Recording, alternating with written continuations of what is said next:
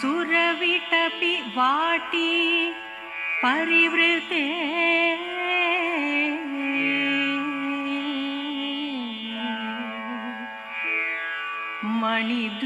मणिद्वीपे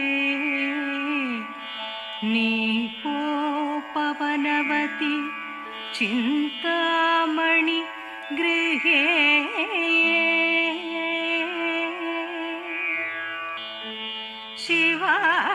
शिवाकारे मंचे परमशिव पर्यंक निलय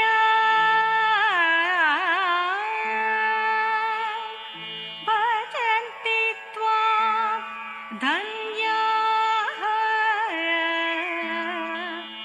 कतिचन चिदानन्द लहरी.